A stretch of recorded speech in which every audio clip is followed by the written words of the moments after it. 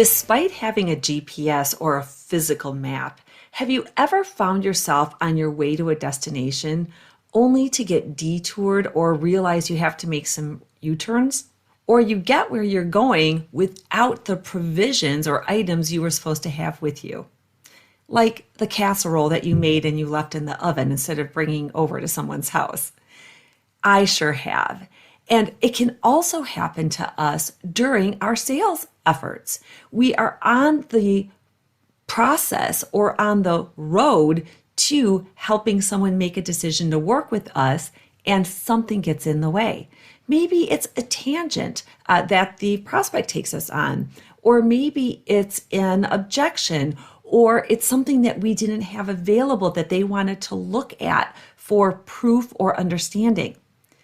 That's why I'm sharing this entire series of sales process videos with you to avoid and minimize our detours and our U-turns on helping guide a prospective client through their decision making to make a confident and efficient decision to get help by working with us. So in episode 1, I talked about what is a sales process and why you should have one. And in episode 2, I outlined the stages or the milestones that you can use to map out your sales process. And I'll share the links to those in case you didn't see them below. This episode is going to focus on the components or the specifics that we should include in our roadmap under each stage to ensure completion, efficiency, and forward motion. So the first component you should include for each of your stages in your sales process is the objective. What is the outcome needed in this stage to know that that buyer has moved to the next stage in the process? Again, not just our process, but their decision-making process as well. So a clear objective should center everything else and help us know whether that stage is completed or not.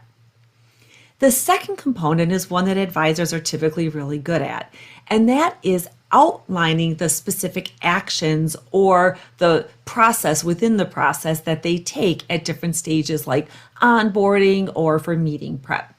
And that's a great starting place because our key actions to list before, during, and after any interaction or any messaging and communication being sent out is really important to ensure that there's consistency of the experience, that we get out what's necessary for compliance or for the need of that prospect.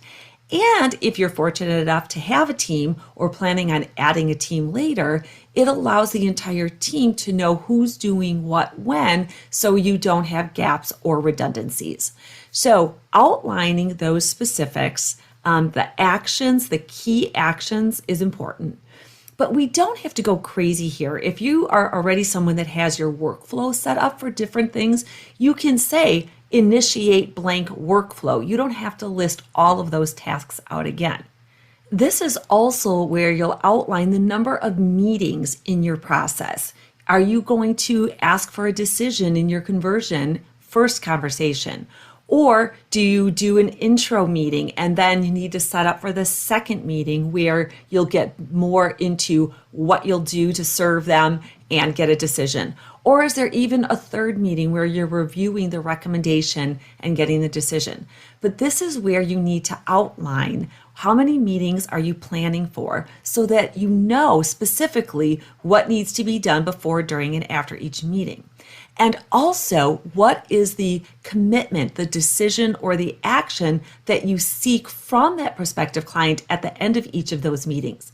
And that is going to allow you to make sure that you're moving people along, or that you know that they're not, and then you can address what you can do or what you can help them with at that time as well.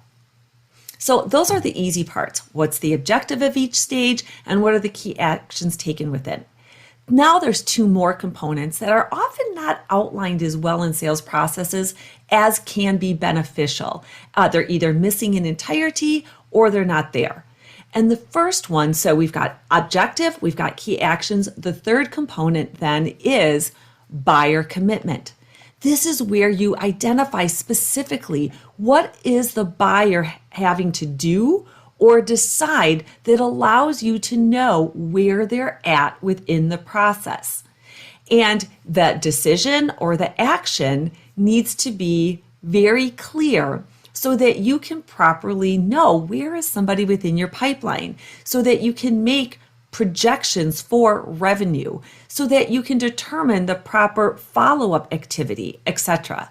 So this is so important for you to outline, because often people have happy ears and they believe someone said something that allows you to know they've moved forward, but have they signed the agreement? Have they transferred accounts? Have they completed a questionnaire that you asked them to? Have they brought their significant other into the next meeting?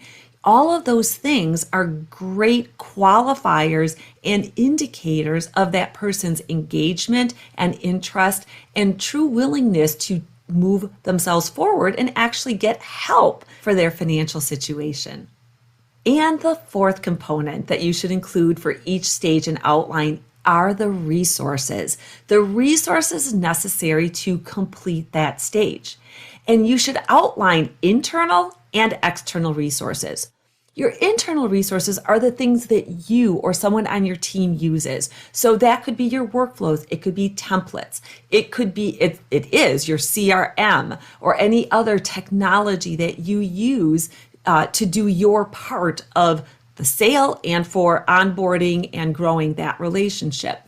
Then the external resources are the things that you use with your prospective client. It's the things that they need. So maybe it's an overview, it's a visual aid, it's the presentation PowerPoint, maybe it's a document or an initial financial plan, it's your website, it's your newsletter, it's your white papers, or anything that you use to support how you work together, what you do, and what they need for themselves to move forward.